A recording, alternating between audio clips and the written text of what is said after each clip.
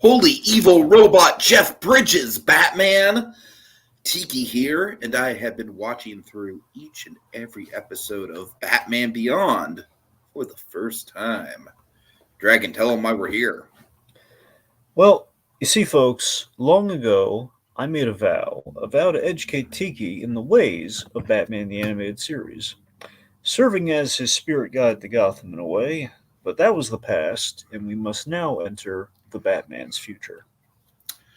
Tonight we are talking season 2, episode 17, Armory.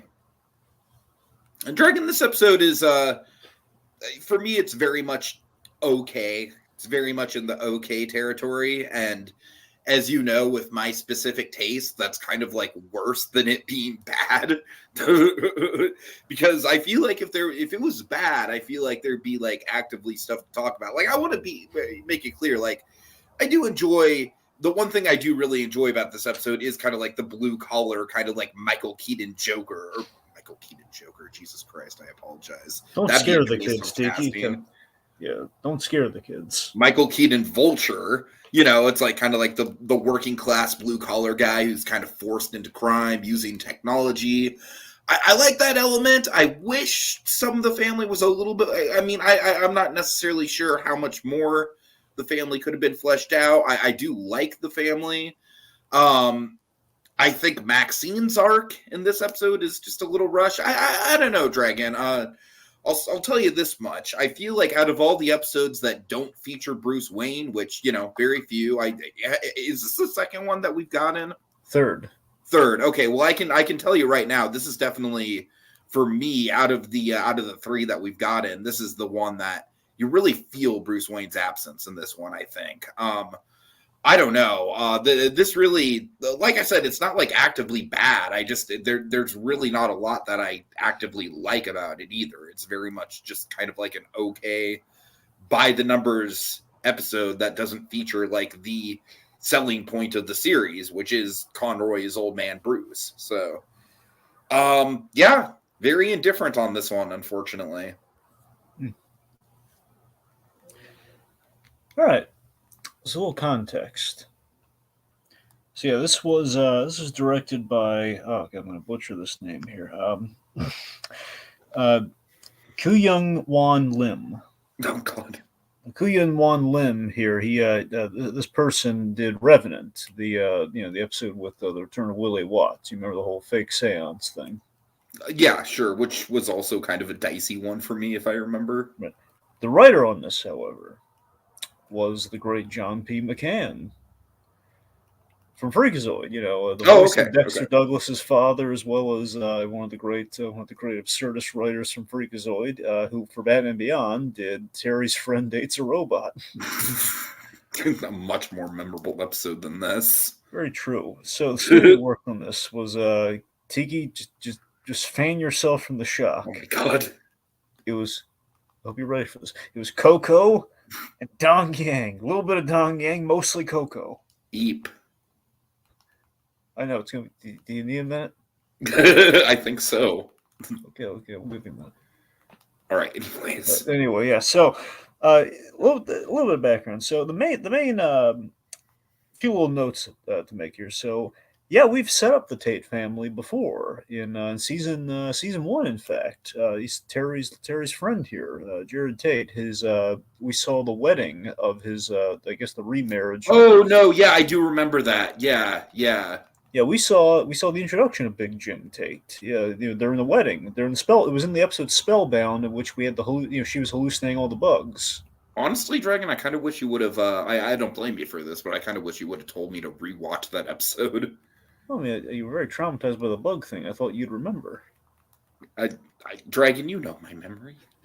You know my memory, bro. Okay. Anyway.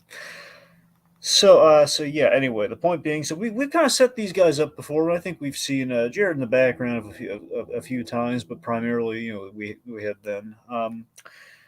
So again, another episode without Bruce Wayne. I believe the third time. Now I suspect that I have a theory. I suspect the reason I think opposed to the other reasons, which again I can never fully tell why there are episodes without Bruce Wayne. I have to assume, like in this case, just for story reasons. In this case, I think there's a legit reason why Bruce Wayne is not in the episode. I suspect Bruce Wayne's not in the episode to eliminate the quick fix of like money problems. Oh, I know a guy. Okay, yeah, you know what? You bring that up, and sure, but like that doesn't mean we're not still thinking about it. No. I'm just saying I think that's why he's not there. I'm not saying it's a Right. good reason why, but I think it's why he's not there. Anyway, so but you're right. I mean, in the totality of Batman Beyond, if memory serves, Bruce Wayne's not in 5 episodes, but still, I mean, he's in every other episode of the entire series. But that's saying something compared to Batman the Animated Series, where there's not an episode without Batman. True. Right. Even the episode where there's the most Batman life, if you count New Adventures, like I think Bruce Wayne might cameo on the video screen once. So still, he's even in that. Okay, so it's interesting. I kind of find parallels to Armory with John Henry Irons, only if John Henry Irons went more villainous than becoming Steel. Yeah, I could see that. You remember John Henry Irons? Yes, right? I do. Good. So, fun fact. So I mentioned this before with Big Jim Tate. Dorian Harewood does the voice of Big Jim Tate. This guy's a great voice actor. He's been in a bunch of stuff, and he's been in Batman the animated series before. He was Riley in he was Riley in The Forgotten, or the episode with one of your favorite characters. With Boss Biggs. With Boss Biggs. Oh my god. Yeah, but seriously, that was his introduction into the DCAU. And then I also know that he played one of the reporters in Superman, right? Yeah, he plays. So you remember in My Adventures of Superman, we had Ronnie Troop, the investigative reporter, who was kind of yes, he plays that character. Well, no. I'm saying that was just to give an example. It says Ronnie Troop. So Ron Troop is traditionally the character in My Adventures of Superman. We gender flip the character, so that's. Oh, okay, gotcha. But yeah, so you're right. In Superman the animated series, he's been in that as well as traditional Ron Troop. Okay. But also, this is the really cool thing about him. He's voiced characters in the big 3. He's been Superman. He's been in Batman. And he's been Spider-Man the animated series as Tombstone. He was Tombstone Spider-Man the animated series, and I'll raise you one more. God. He was War Machine. War Machine had 2 voices in the Iron Man cartoon. You had James Avery and you had Dorian Harewood.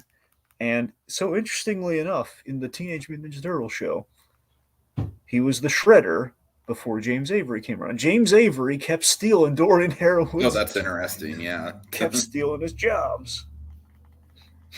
Or vice versa. These guys were linked at the hips. Right. It's interesting. It's like, well, we need someone who sounds like him. Let's get James Avery, or vice versa. Okay. Let's get into it. What's the general consensus on this one, Dragon? Do people kind of find it forgettable? I mean, no, I think just the fact people don't really talk about it that much probably speaks to the memorability of the episode, Tiki. Sure. Okay. All right. Well, it does start with, I'm not going to call it exactly a rave, but it's kind of like we've got some rave-esque elements here. You know what I labeled it as in my notes? What? Tasteful rave. Tasteful rave? Yeah, I can see that. It's Jared's birthday, and they're having a little tasteful rave for him, and he gets a new car. A new car! So, yes. So yeah, that's the thing. So remember, Jared essentially, his mother essentially married in the money with Big Jim Tate. Big man's a very successful weapons designer. He really loves his family. He wants to give them all the good stuff. Mm-hmm. So yeah, he seems to. So I think Max is a little judgy over the rich stepdad. Kind of a class thing going on there. But yeah, so I with Max's story, like we'll get into it. Like honestly, I just kind of find the resolution really rushed. Well, I agree, but it's only 22 minutes sometimes, Steve. Yeah, I know. That's got to live with that, but I don't know. Doesn't mean I have to like it. Okay, so poor Big Jim Tate here. He really sets himself up for, it's like, I just want to be able to give you, as long as I'm around, things are going to be great next day. So, Tika, here's a flag to plant. You're going to love this. We are name dropping Paxton Powers again. Okay. I'm just saying, Derek Powers' son. So, we did away with Derek Powers, but Paxton Powers, the Harry Osborn, if you will, he's still around. And we're name dropping a little bit here. He's not in this episode, but he's screwing around with things. Mm-hmm. So yes, Packs and Powers, he lays Jim off because he's moving the light weapons division. Because that's the thing, Wayne Enterprises, especially with Bruce kind of making a big stink over things, they're not going into like nerve gas and stuff like Blight has been doing. So they're kind of easing off into lighter kind of fair weapons, like things that are less like destructive, like nukes or anything, more of like kind of more kind of destructive creatively, kind of hence the light weapons division idea. Let's see. Anyway, the point being, says, "Oh no, you're just gonna dump me so you can hire someone for a lower salary." Which I mean, do you feel for Jim in this scene? Oh, absolutely, I do. Yeah, I mean, honestly, I feel like this is probably like the episode literally doesn't get better than this because I especially like the dynamic between him and Karen. the secretary who now kind of has like the position of power over him, and she's being pretty unsympathetic. Honestly, she's just like, "It's not going to work, Jim." I don't know why I said it like that. It's not going to work, Jim. I'm not a doctor, Jim. I'm a receptionist. But yeah, no, it's it's one of those things where it's like, even though he did have money, it's like, he's going out through no fault of his own. He does genuinely seem like a decent man. You know what I mean? It's like he might be a little in over his head, but he's doing it for a good reason. He's maybe spoiling his family a little bit, but I don't know.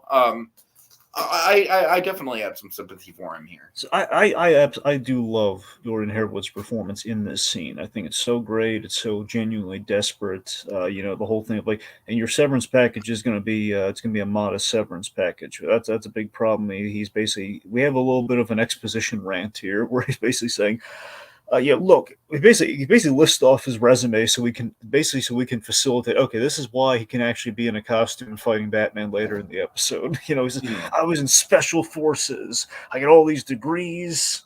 I built that division from nothing. AKA, I know how weapons work. For me, I think the most cutting line is the fact that, like, and I truly believe him when it comes to this. It's like, you'd have to hire two of me to to do what I do. Yeah, exactly. So he begs Karen to and I think it's a very reasonable request here. Just hire, let me stay on as a consultant so I can find I something. think that is a very fucking reasonable request. And like I said, Karen, it's like, she's the secretary who now has a little bit of power. So it's like, not only anything, he brought her on as his assistant. Exactly. He started as my assistant. So it's just like, I really like that kind of that powerless dynamic that he's in right now. I think the fact that it is with the secretary sort of weirdly is what makes it more sympathetic. You know what I mean? That kind of exchange of power. So I mean, you got to here's something to appreciate.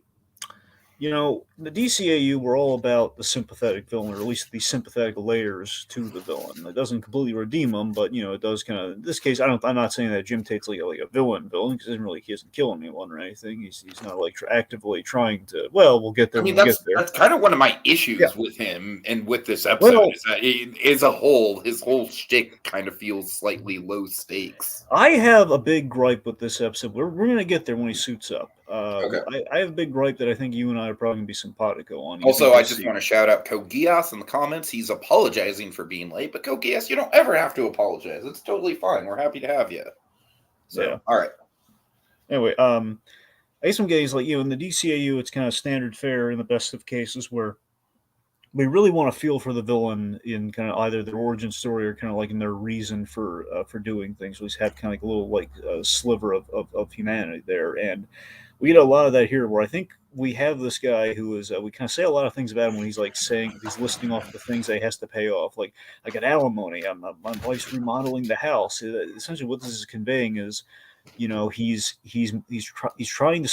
He's in love. He's trying to start a new marriage, so he still has to pay alimony from the previous thing. He's remodeling. So this man has been kind of coddled by success a little bit, with the fact that he's living a lot more opulent than he probably should have, and the fact that he's been doing nice things though, which is why he's a little in debt right now. So again, he's not a bad guy who's he's brought this on himself, but he has Again, he's not doing anything bad here, but he definitely is completely unprepared, and he's looking at the stuff before he's looking at what the stuff gets you.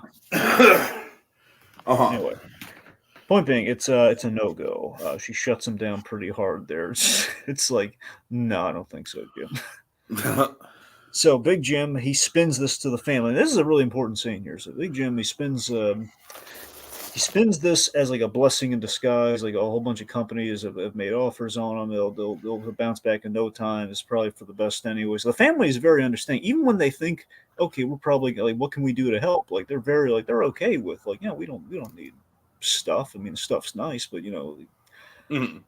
this thing. But Big Jim's optimistic. He's like, okay, Jared's buying dinner tonight. They're all sharing kind of a nice little group laugh, which is nice. Then we have the montage of no. We've all been in the montage of no. Oh my God, yes. It's what I was living through for the past year.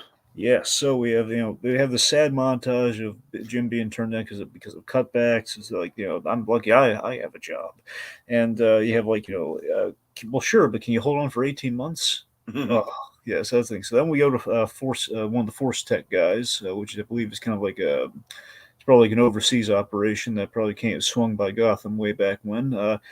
Istavan is kind of our foreign entity, not Kaznian, but it's that they don't really say where Istavan's from. It's just kind of like a foreign power somewhere.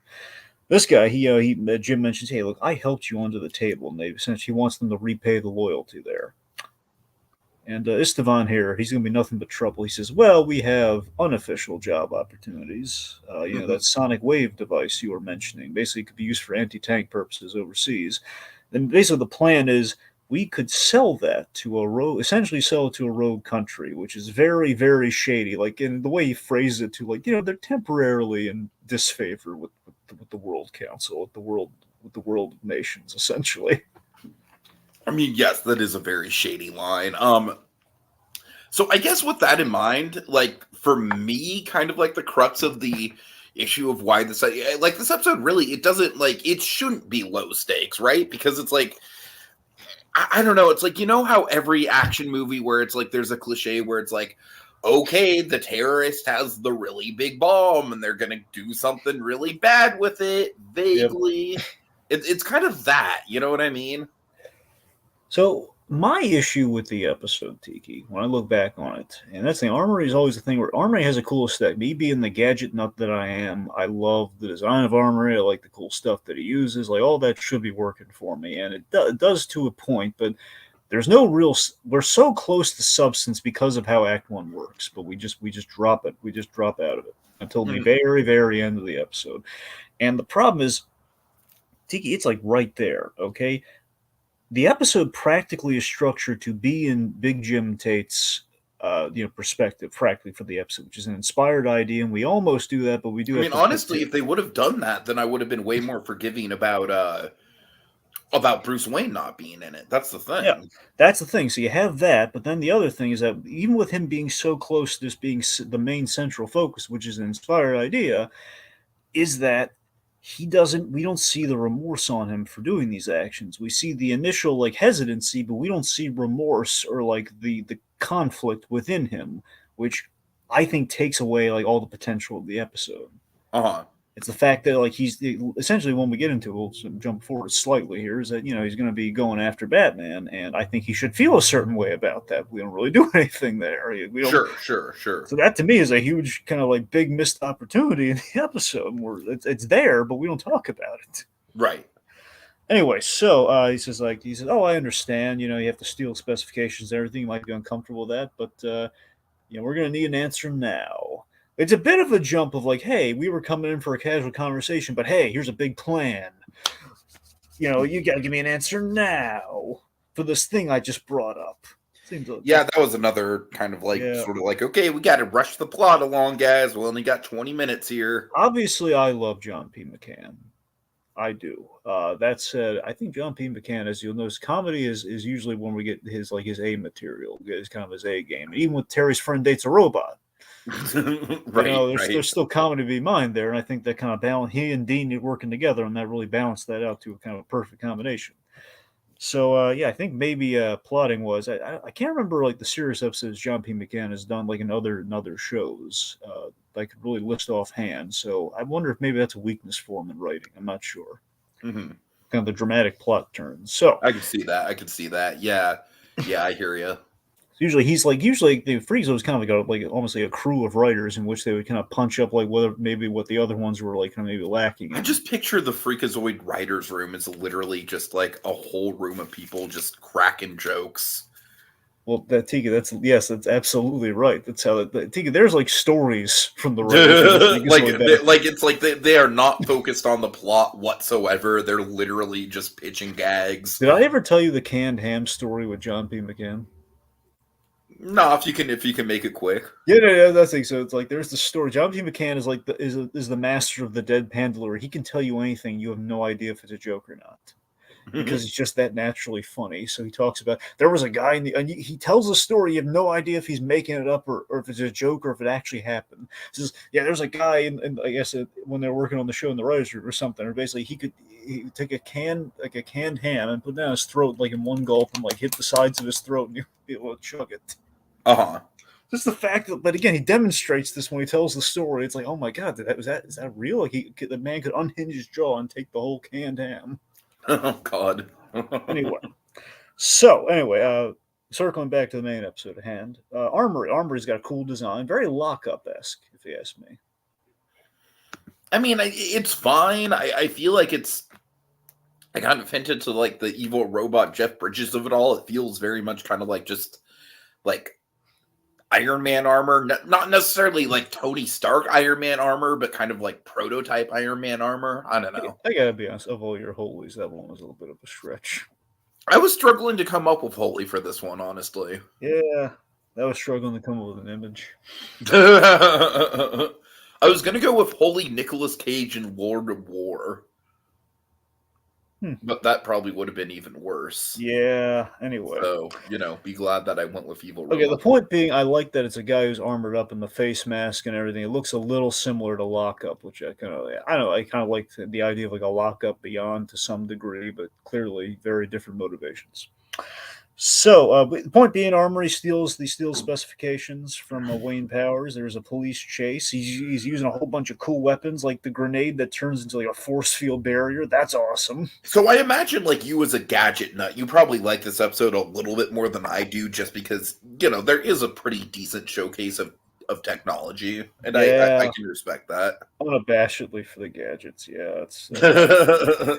Let's see. So we have Batman like climbing on the roof of the car with the claw features of the bat suit. He's just like digging in there, and he uses this really great bit during the action where he uses the jet thrusters of the boots to like launch like this giant metal thing right at the car to get it to stop. It's like, oh man, that's awesome. He's used like the force of the jets to do that. So then we have our showdown, and we have like the Terror does. Let's talk about Terror's best line of the episode. You're going to jail. Easy or hard? It's up to you. Yeah, I mean, if that's the bet, it's a good line, I guess. I'm saying Batman isn't really chatty this episode, all right? I'm saying it's like the line that he gets, it's pretty cool. Not his best, but it's pretty cool. So, are you saying that, like, because I know that we've had honorary Great Conroy moments, when, when Bruce Wayne's not around. Are you saying that this is like the honorary Great Conroy moment? I mean, in all fairness, it is kind of reminiscent of like early Batman animated series. You have like you did have a few Batman lines that are like Batman getting a little quippy. Sure. Vaguely quippy. All right, I really quick want to shout out Code Geass a little bit here. He's saying that he agrees with you about Armory looking like Lockup, similar physique. Also, he says, let's see, I think Paxton Power should have gotten more to do this season. He had potential to succeed his dad as the big bad of the series. I agree. Yeah. Dragon, as you know, I was very crushed when I found out that the original Powers was going to no longer be in the series. Sad but true. And then Code Geass also says, I thought that Lockup had an interesting backstory, but him becoming a villain felt rushed. Yeah, I mean, literally in this episode, Armory becoming a villain is very literally rushed, like in the actual plot. It's like, come on, I need an answer now. All right.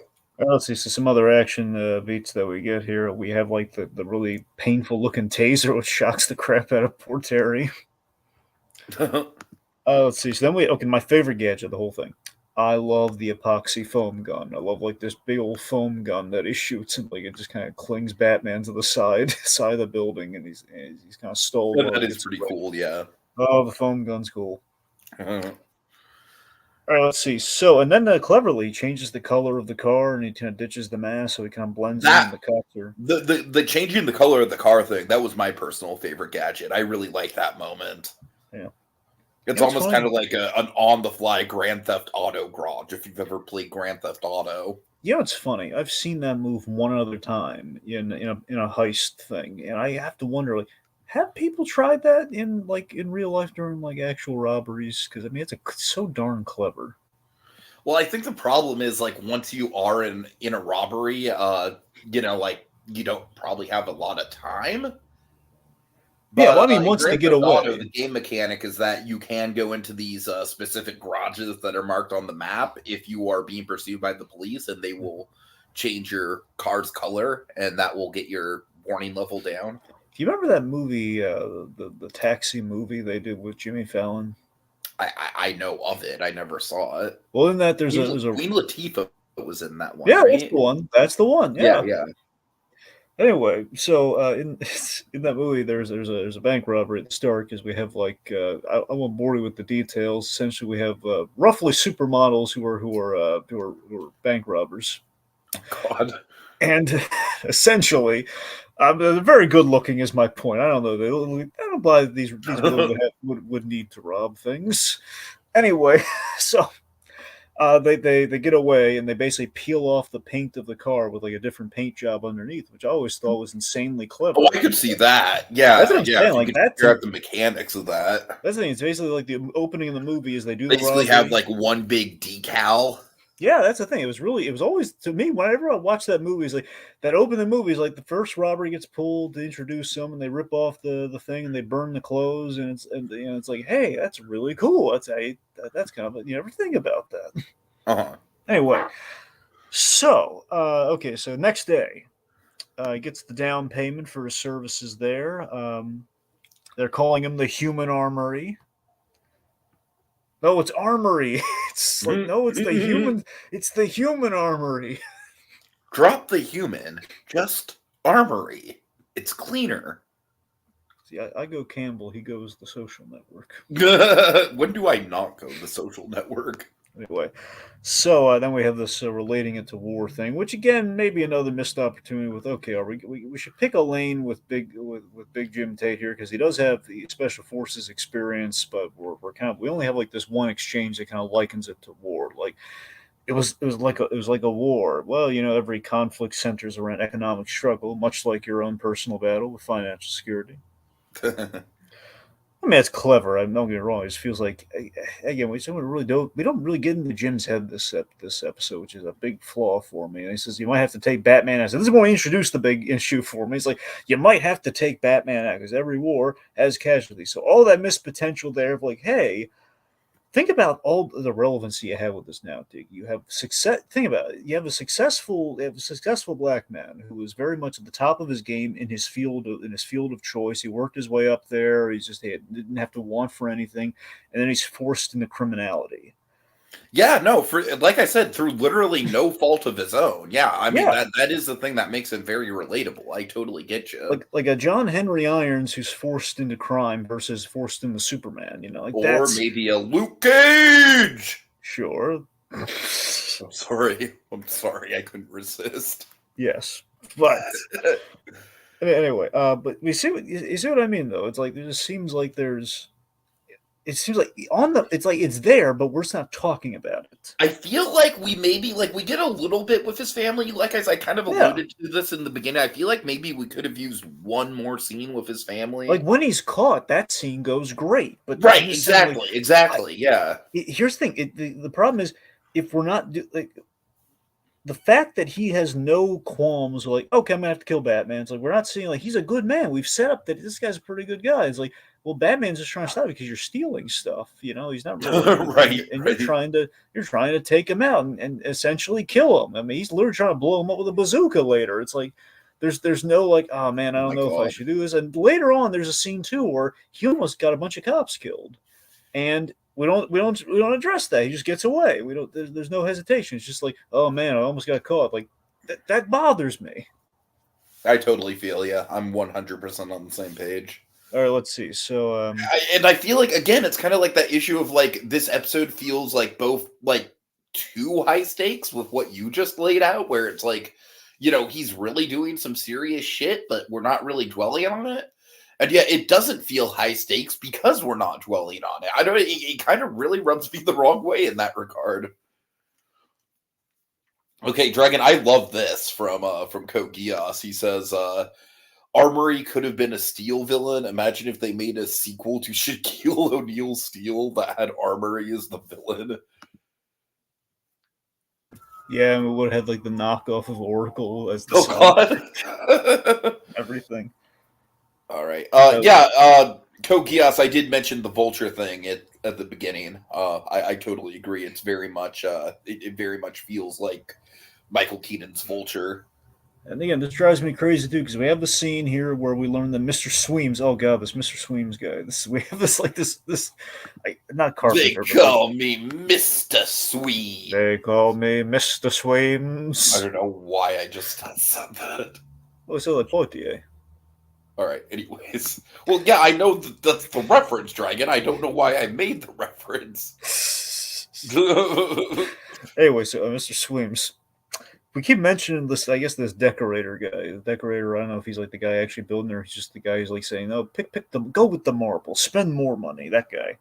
But anyway, so Mr. Sweems, he wants to turn the place essentially the Murtaugh household Lethal Weapon 2, which is basically the house is being renovated and everything after the car drove through in the first movie. So it's like all these renovations and builds of the third act of that movie are like, I guess the big set piece in that movie. Anyway, so but yeah, so this is another interesting layer to this episode. Again, we don't fully get into is that the expensive first world problems that Tate is kind of put onto himself here. Where like she's just spending money because he's like said, yeah, blank check, man, we're all good. Right. So she's mentioned, you want the Italian marbles? I don't care. And he just snaps at him and brings the room honestly down. Dragon, honestly, it's kind of like a random thing to be like a breaking point for his temper. I'm not gonna lie. It is, but that's what I'm saying to Tiki. I'm reaching out and just trying to grab on to any like, okay, there's conflict within the man, and that's all we get. It's really random. It's really just at like, okay, the Italian marble set him off, but it's the reminder of like, hey, the expensive lifestyle. So, but that's what I'm saying. There's like an inkling of something really interesting there, but we don't have time to get into it. This is the inkling that, okay, look what all my opulence has got me. I'm a criminal now. Like, something there, but we're not doing anything with it. Right. But I do love that right after he snaps, there's the apology for snapping. Like, I'm sorry, honey. Just go with. I'm sure whatever you're going to do is going to look great. I'm just a little stressed out. I'm going to go to the workshop. Sure. Meanwhile, we're at the music store. Tiki, music. Yeah, I do appreciate that randomly Terry and Max are just kind of like cruising the LPs, if you will. I guess the future LPs. Yes. Yeah, so Jared's a little lost in thought here, and Terry's like saying hi. It's nice that I like the moments in Bad Meow Show. Terry's got friends. He's got like some sure. He's got Howard Groot. He's got Jared. And there's another friend who's going to be very important, but we won't get to him for a while. All right.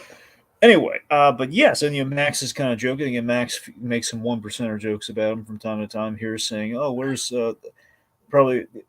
I'm sorry, jokes about where the man who is everything, wondering where he had. Sorry, I'm botching that. Sorry, where is the man who has everything going to put all of his wealth? Mm-hmm. And he's kind of, it sets him off. Like, what's your problem? I'm just joking, but yeah, they're real catty towards each other, Max and Jared. Which again is why the ending kind of doesn't really make a ton of sense for me.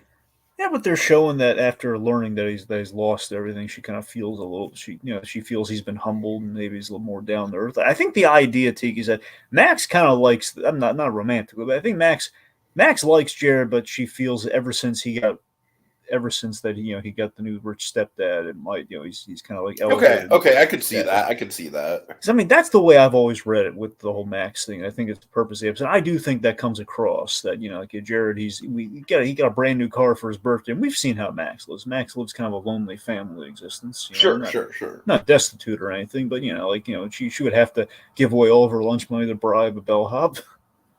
Uh-huh. Yeah. All right, so. Okay, so anyway, so we have this nice scene between Terry and Jared here, where he apologizes. I'm sorry, Terry. Sometimes she's gonna ticks me off, and Terry's asking what's wrong. And he says like his stepdad's acting very unshui. And Terry's really great here. And again, Tiki, I love that This we're kind of is a good hitting. detective moment for Terry, I think. It's a good It's detective. very much like a telltale, like Terry will remember that. Yeah. Now, admittedly, he figures it out really quick.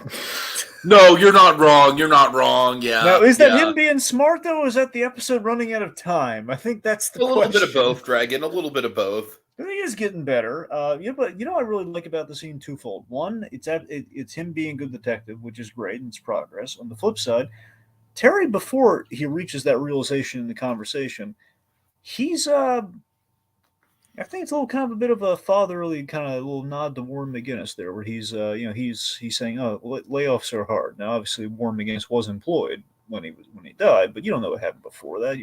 I'm sure Terry might have seen some stuff. He's it's the idea that Terry can relate to issues like paternal issues there with the father, and so give it time. A man like given that Terry lost his father, it's like what. Don't rush the judgment. Like the layoffs are hard. Maybe he's going through a little bit of something. Just give it time, see where it goes. Like it's a nice little subtle moment for Terry. Yeah, and I do like kind of like the moral ambiguity, not ambiguity, but kind of like the dilemma that Terry has, where it's like, he does genuinely want to support his friend, but at the same time, it's like he does somehow piece together the Armory thing very quickly. Yeah. And I don't think he's thrilled about, piecing together the Armory thing. You know what I mean? It's one of those things like, damn, I wish that it wasn't him. I like how kind of cavalier he is when he kind of mentions this to Max, where only one way to know for sure. Uh-huh. So Terry, he's doing some. This is nice. He's not in the suit initially. He's doing some recon. He's doing some stealth here. He's tracking. He's tracking Armory leaving the house, and Terry's on the bike. He's on the Akira bike. Yes.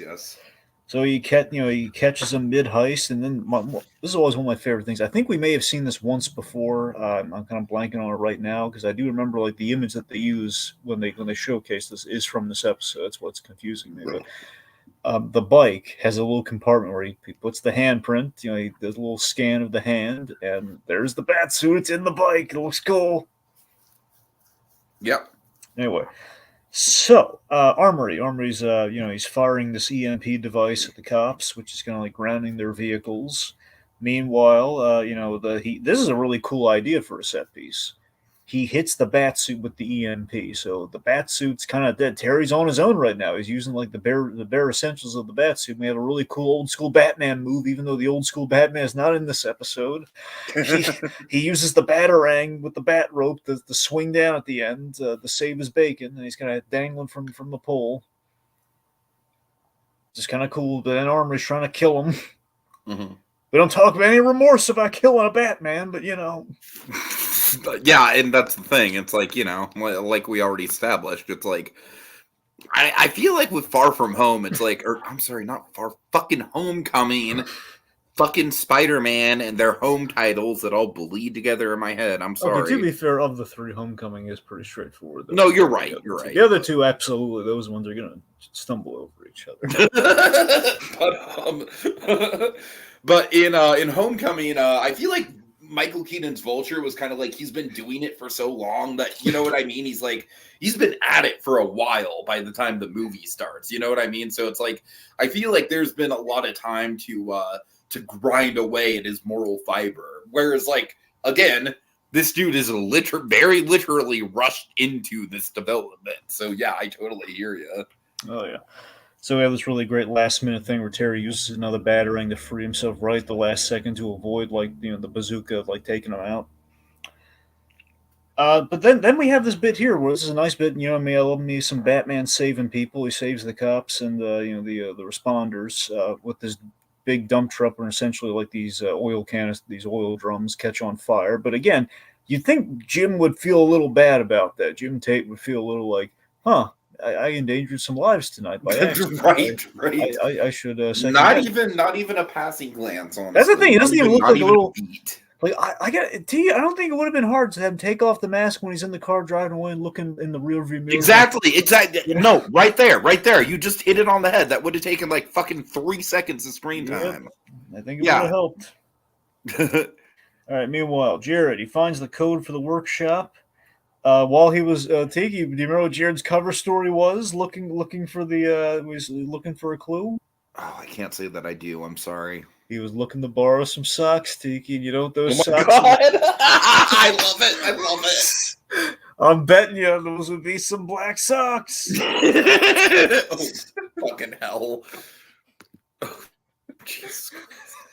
I don't even think Kokios was around for the Bates Motel days, so he probably doesn't even know what the hell we're talking about, and we're so excited about socks. The abridged version is Bates Motel, which is a show that Tiki and I love very much. Season 1, there's like this gag where Norman and Norma are a little snapping at each other over like a bar over socks. Norman doesn't have black socks for like going to the dance. And just like, what are you supposed to do? Darn some socks? Darn some socks. Oh God, I remember we went back and forth on like we didn't know what the term darn was. It's like, did you mean to say yarn some socks? Oh dear. So basically, it's like, I didn't plan on going to a dance at the last minute. What do you expect me to do? Darn some socks? Darn some socks. Truly one of the all-time best Vera Farmiga deliveries in that show. Yep. All right. Anyways. Anyway, so Dylan, the other son, walks in and he says, I have some black socks he can use. I've got some black socks. He basically plays like the sane man in the room. He's walking right. Why are you shouting? I can just lend him some black socks. It's fine. Oh my God. So that's why whenever we hear black Poor socks, Dylan, man. He was such like a straight man in that whole operation. Oh man. Of course, now I'm imagining a scene of like when Norman goes to that fancy party. He's just like, Norman, where are my pink socks? Okay. Let's get off of the Bates Motel train. Okay. Okay, so the point being, Jared, he goes into the workshop using the code that he found in the sock drawer.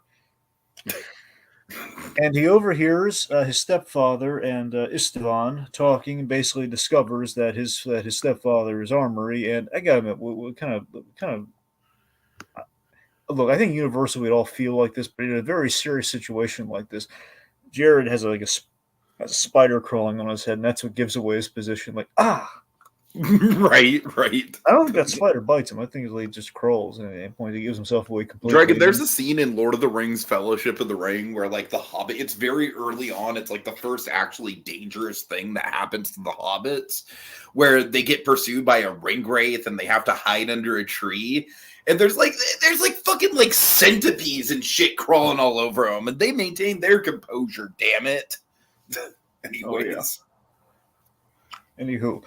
Yeah, so honestly, this is where we get all the missed opportunities with the Jim Tate stuff. At least we bring the moral in, which actually plays really well. It's a really nicely acted scene too, where Jared's like really upset with this revelation, and it's like Istvan's like, oh God, what's we got to take care of this. Hey, back off. He's my kid. Back off. And then Lorraine enters, and then we have he explains to him like, look, there was no other way. We have lost it all. And again, Lorraine makes the very great salient point here that you wouldn't have lost us. You did this for yourself, Jim. Like, yeah, that's a great point, especially like you brought up, the whole line of like they're wanting to help, they're wanting to be in it as a family. Yeah, exactly. They would have been fine. I mean, look, as we kind of learned by the end of the episode, I mean, losing the car would suck, but it has to be done.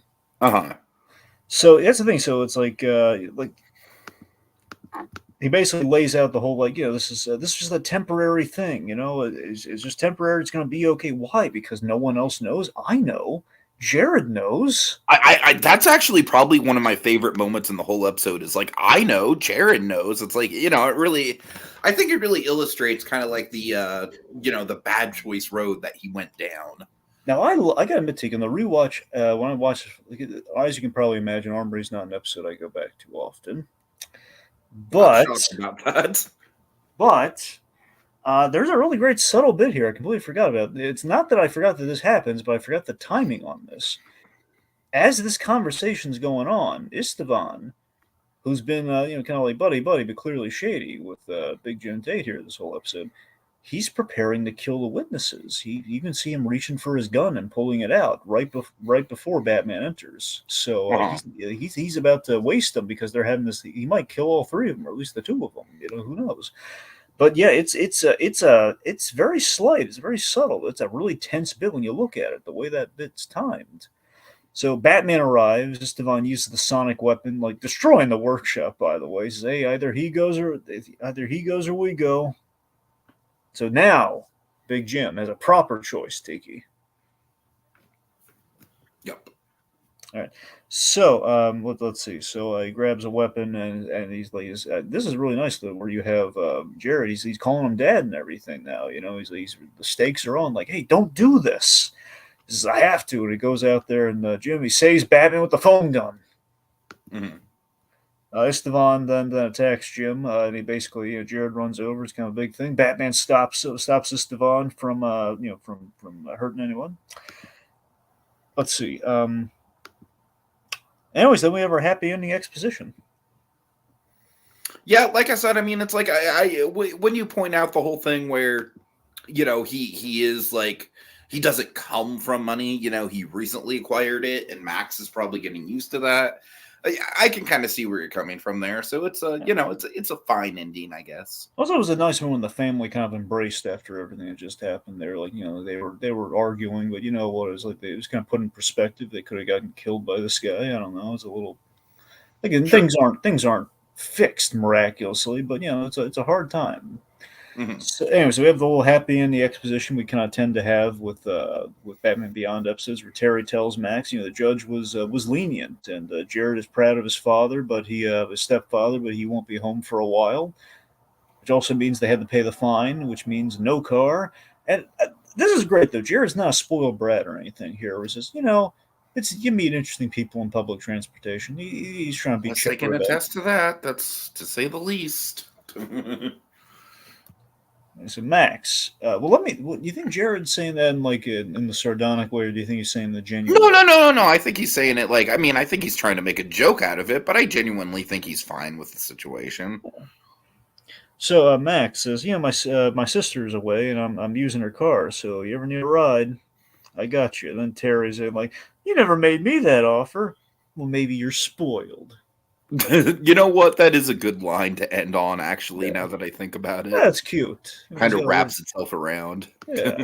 He's got old Bruce money. Right. Give me some of that old Bruce money. Okay, that's a little forced. All right. So yeah, Dragon, like I said, I feel like you and I are pretty much like on the same page with this. It's very much it's okay. It's certainly not like the most actively bad episode that we've talked about so far, but I will say, like, baseline, it's probably the one where I'm just like, meh. Yeah, I look, it's not one of my favorites. Nothing wrong with it, but again, when I just look back on this episode, I'm just frustrated with like all just so close because if we just if we just had him like maybe a little remorseful and got inside his head a bit of like like if he is stone cold about it or if he's not stone cold about it, just don't give me any of this tepid stuff. Mm-hmm. But yeah, it's again it's mostly an aesthetic episode for him. It's got a strong act one, but cool action, particularly the cool weaponry. Yep. All right. Okay. We should thank the folks in the comments. Yeah, of course. Big thanks to Kogias, as always. All right, the next episode is more memorable and tense. Well, speaking of which, Dragon, cue us up. Oh, yeah. An invasive reporter, explosive exposés, the end of Batman, a matter of time. Can Terry stop Ian Peake? Ian Peake's story from running. Will the legend of the Batman die? Tune in next time to find out. Same animated bat time, same animated bat place. On the next visit to Batcave Beyond with Sneak Peek.